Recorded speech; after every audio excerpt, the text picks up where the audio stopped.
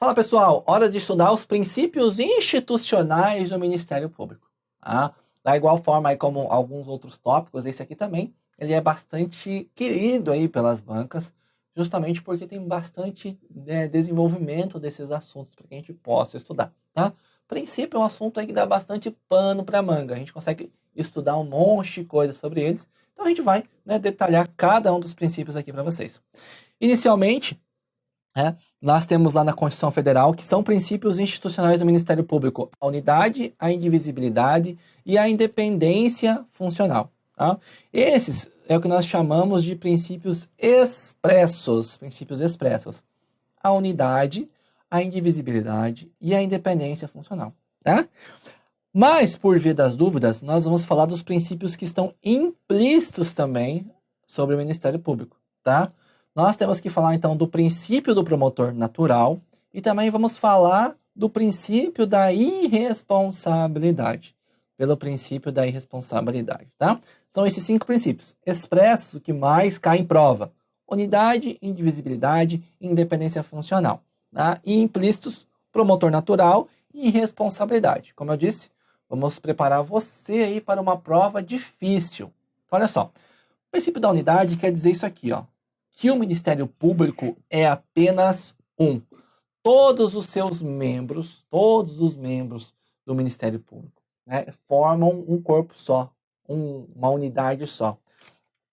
Então, quando a gente fala que ele é apenas um, alguns desdobramentos que vão ter aí nas questões. Vai falar que assim, ó, ele é, pelo princípio da unidade, entende-se que o Ministério Público estará sob a direção de um só chefe.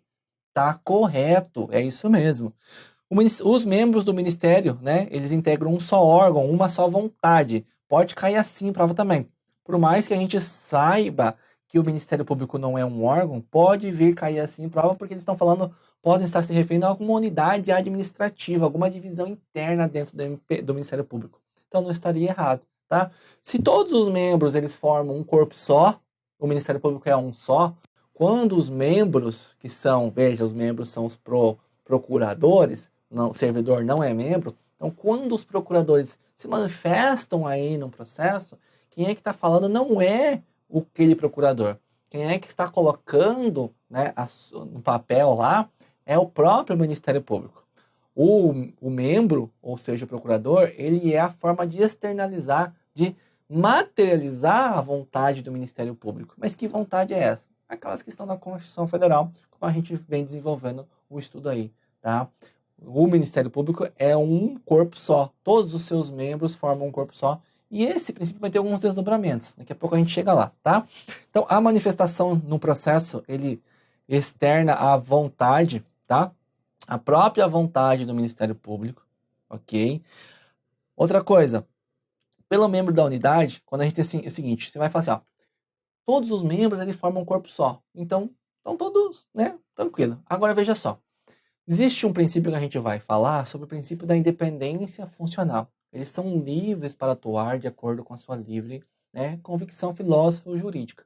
Agora, quando a gente tem, por exemplo, uma unidade de trabalho, nós vamos fazer o quê? Vamos fazer uma designação, vamos designar esse membro para exercer uma força-tarefa, tá? Exercer uma força-tarefa. Por exemplo, você vai ouvir falar, você já ouviu falar, temos aí a Lava Jato.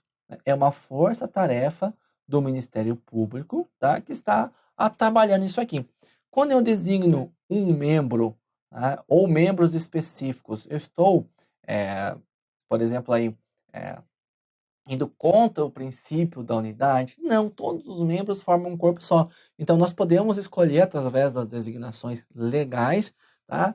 Aquele grupo de trabalho que vai exercer aqueles trabalhos lá.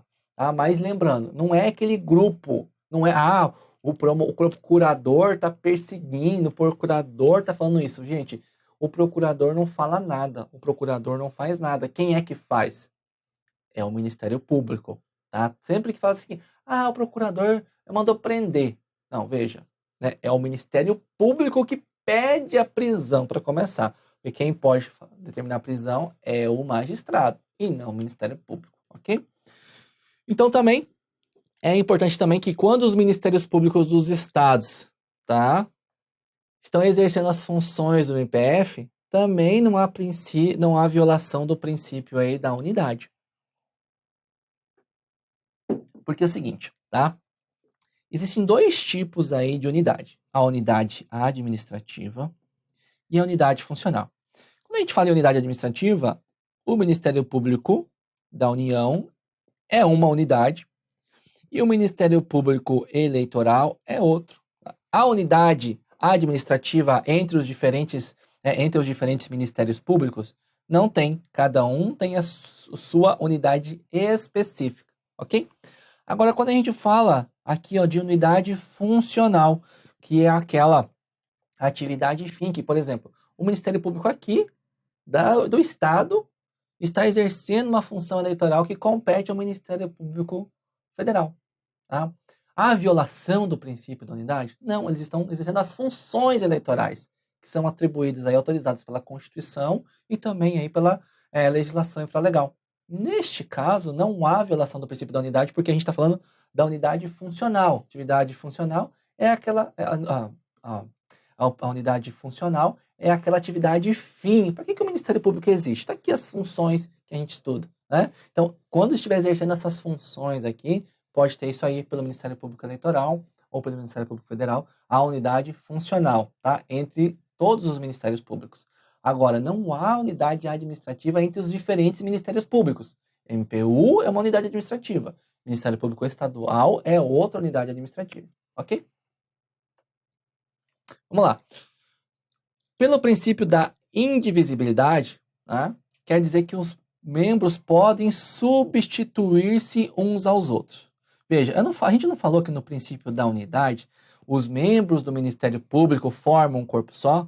Ou seja, então tanto faz quem está atuando no processo, se é o procurador A ou o procurador B. Porque quem está atuando ali é o próprio Ministério Público. Por conta disso, né, você tem que saber que os membros não se vinculam ao processo.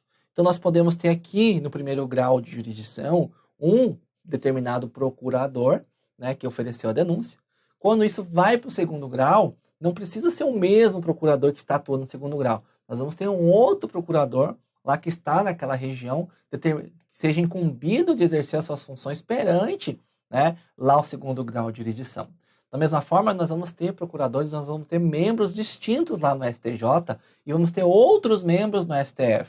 Tá? Não quer dizer que aquele que ofereceu a denúncia, né, porque quem ofereceu a denúncia, quem é o autor do processo? É o procurador ou é o Ministério Público? Então, o Ministério Público que está atuando, tanto faz quem é o membro que está aqui no primeiro grau ou é o membro que está lá na instância extraordinária. Tanto faz, porque quem está externalizando a sua vontade ali é o próprio Ministério Público. Por isso que o princípio da indivisibilidade quer dizer que os membros podem substituir-se uns aos outros, de forma bastante simples. Tá? Quem atua no processo é o próprio Ministério Público e não o membro, ok? Já falei, mas o membro é utilizado para materializar a vontade do Ministério Público. O Ministério Público ele é um ser abstrato, né? Ele não existe fisicamente, podemos dizer. Quem vai traduzir a vontade dele? São os seus membros. Algumas coisas que você precisa saber, né, que são aí um pouco mais aprofundadas agora. Você vai ouvir falar sobre o termo intimação pessoal, tá? Em razão do princípio da indivisibilidade, da unidade, veja, você tem que intimar, eu sou oficial de justiça, então, né, o termo intimação pessoal quer dizer que eu tenho que intimar o procurador, aquele que assinou a denúncia. Não funciona assim, tá? O termo intimação pessoal quer dizer que o Ministério Público, traduzindo ali, assim, de forma bastante simples, ele não vai ser intimado por edital, ele vai ter que receber intimação pessoalmente, mas quem recebe é o Ministério Público que deve ser intimado, e não o procurador específico.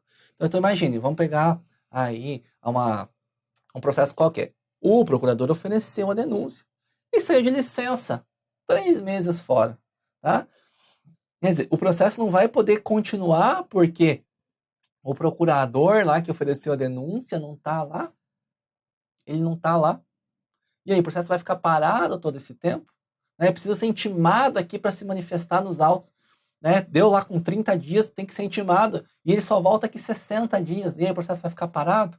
Não, por isso que o termo intimação pessoal ele pode, né, ser lá para qualquer um dos membros, ou mesmo entende-se atualmente que, sendo protocolado lá no setor de protocolo, está valendo a intimação pessoal.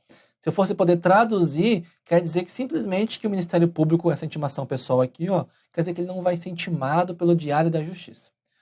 A denúncia, né, aqui é o seguinte, a denúncia oferecida em foro incompetente não precisa de ratificação de outro membro do mesmo grau do Ministério Público. Então funciona assim, ó, né? Vamos dizer que nós tínhamos aqui, quem é o foro competente? É o juiz que exerce aquela jurisdição naquela comarca, naquela vara.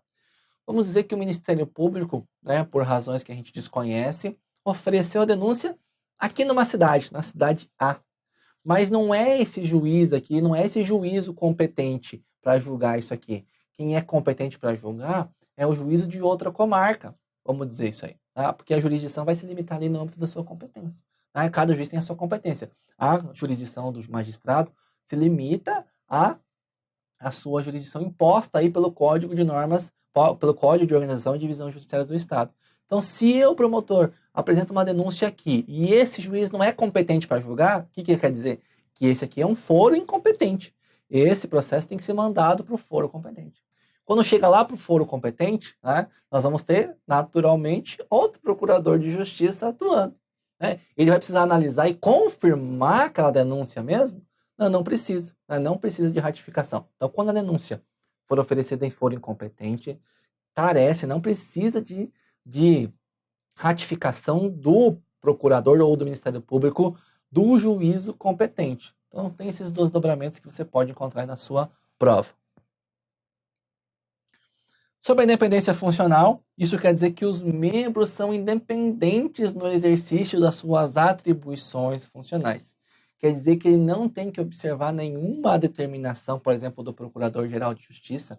Tá? Fala assim, ó, se vocês pegarem, por exemplo, um homicídio aí... Não, enfim...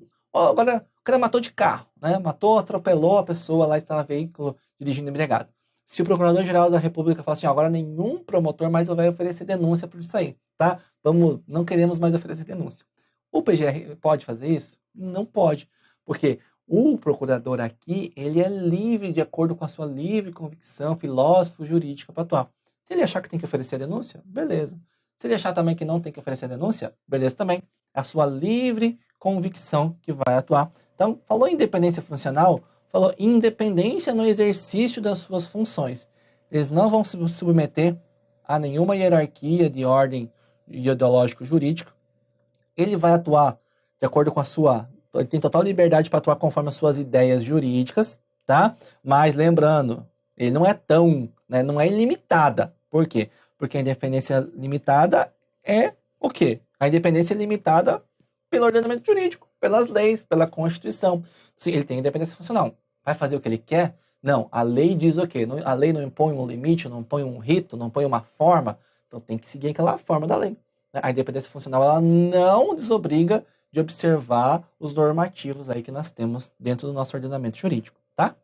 Também a independência funcional diz respeito apenas à atividade jurídica, à sua atividade fim, tá? Sabe por quê? Porque no âmbito administrativo existe hierarquia. Então ele pode falar assim, ó, o PGR não pode determinar que os procuradores façam determinada coisa diante de determinado fato. Agora, o PGR pode, aí, no âmbito administrativo, organizar o funcionamento dos ministérios públicos. Então, por exemplo, ele vai mudar o horário de funcionamento agora. Agora só vai atender, né, vão ter que prestar expediente das 7 da manhã à 1 da tarde. Pode ser que faça isso? Pode ser que faça isso sim, tá? Está indo contra aí o princípio da independência funcional? Claro que não, porque ele não está mexendo na atividade fim desse procurador. Ele está mexendo aí, como a gente costuma falar, na atividade meio. Outros desdobramentos é que o PGR não tem poder sobre os demais membros, tá? E é um poder aí que a gente fala funcional, porque no âmbito administrativo tem sim. Alguma questão que é bem aí, que costuma cair, fala o seguinte, ó. Às vezes, quando tem um inquérito policial, chega lá para o Ministério Público analisar, e o procurador que analisa, fala assim, não é caso de atuação do Ministério Público.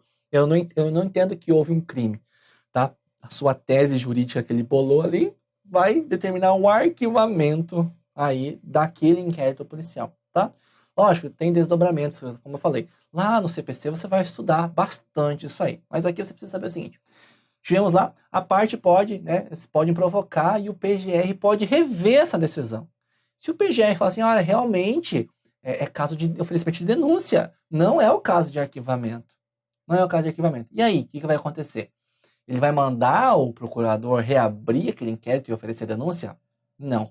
O que o PGR pode fazer é ou ele mesmo oferecer denúncia, ou pode delegar, passar essa denúncia que seja feita para um outro membro do Ministério Público. Tá?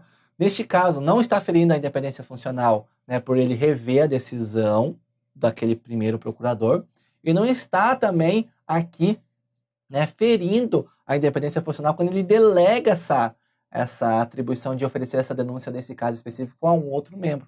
Tá? Porque a doutrina entende que esse membro que está recebendo esses autos aí, esse inquérito policial para oferecer denúncia, está atuando aí como longa-manos, como auxiliar, como um braço direito do PGR, tá? Então, veja, se eu oferecer denúncia, tá, as partes podem ter direito aí de ser revista essa decisão. Tá? Vai para o PGR pode determinar a abertura, sim. Então, abertura não, pode determinar o oferecimento da denúncia, mas aquele membro que o armador que vai primeiro não é atingido por essa decisão.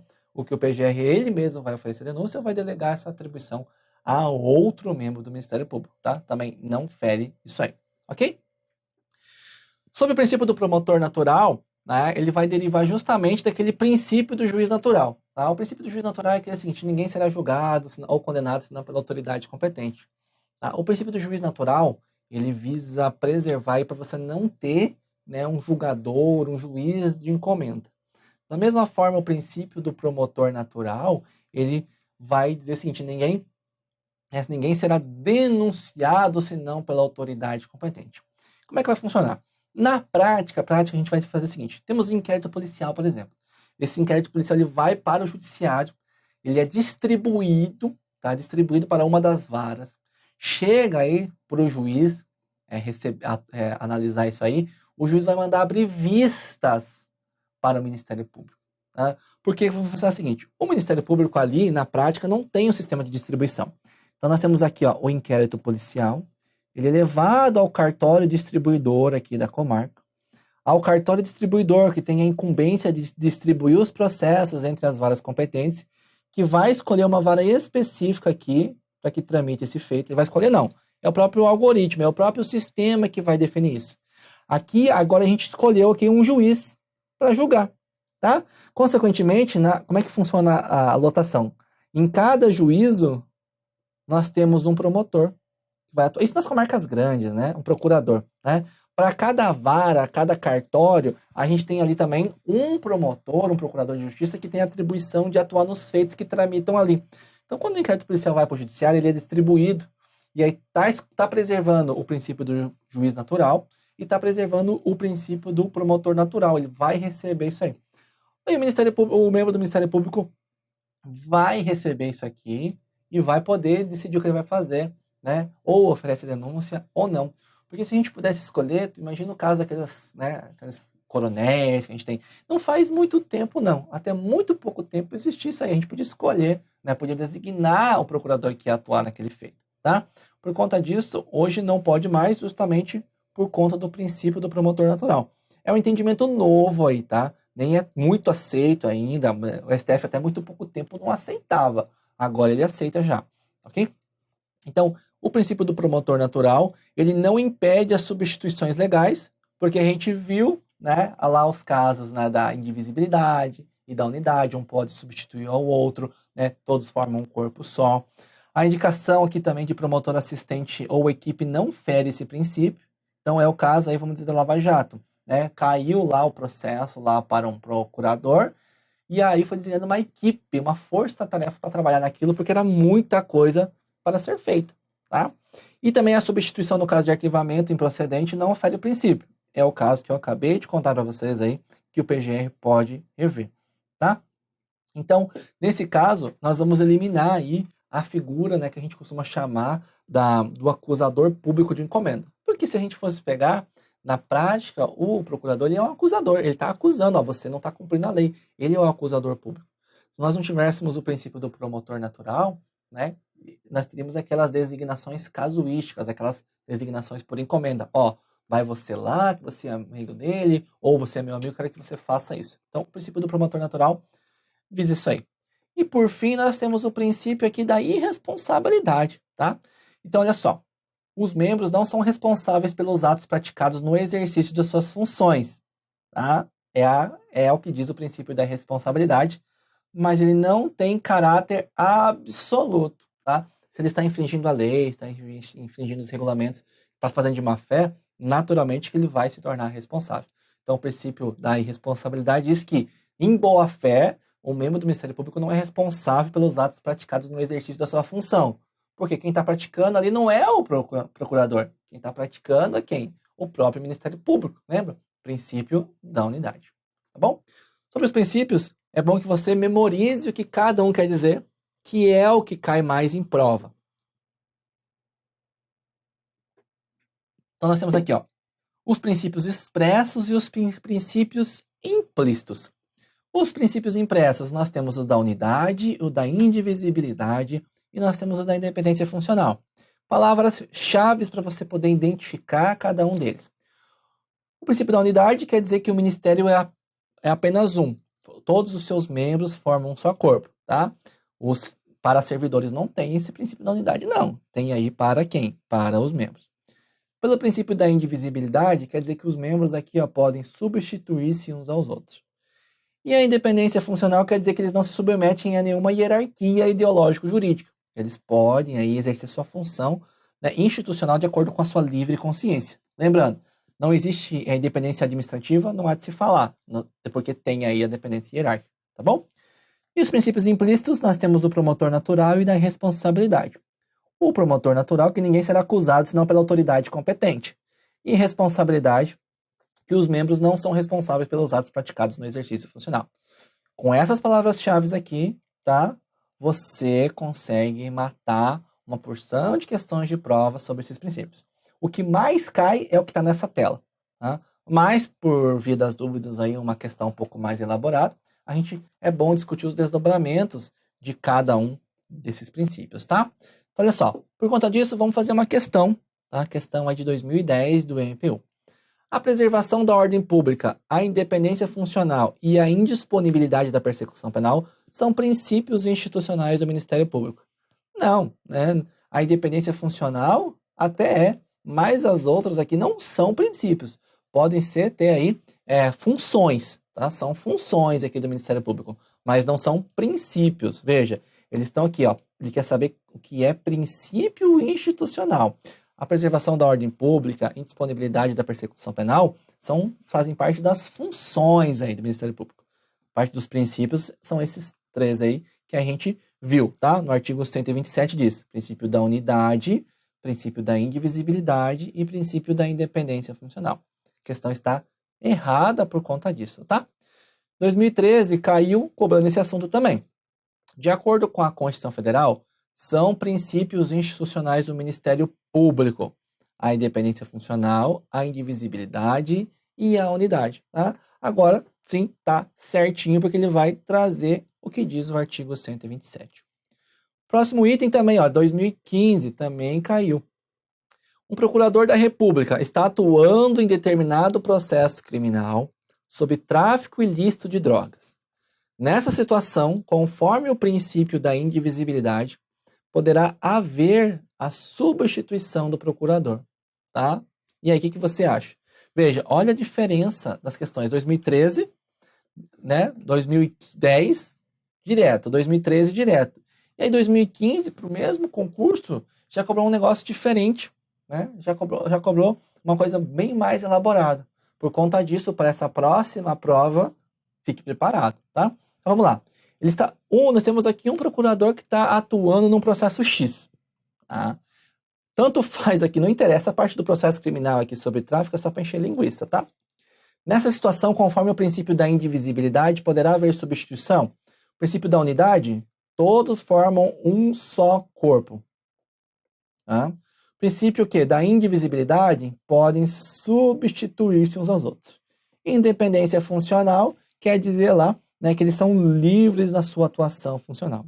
Tá? Então, é pelo princípio da indivisibilidade que eles podem substituir-se uns aos outros? É sim, tá? A questão está correta neste caso. Beleza? Finalizamos aí mais um bloco, tá?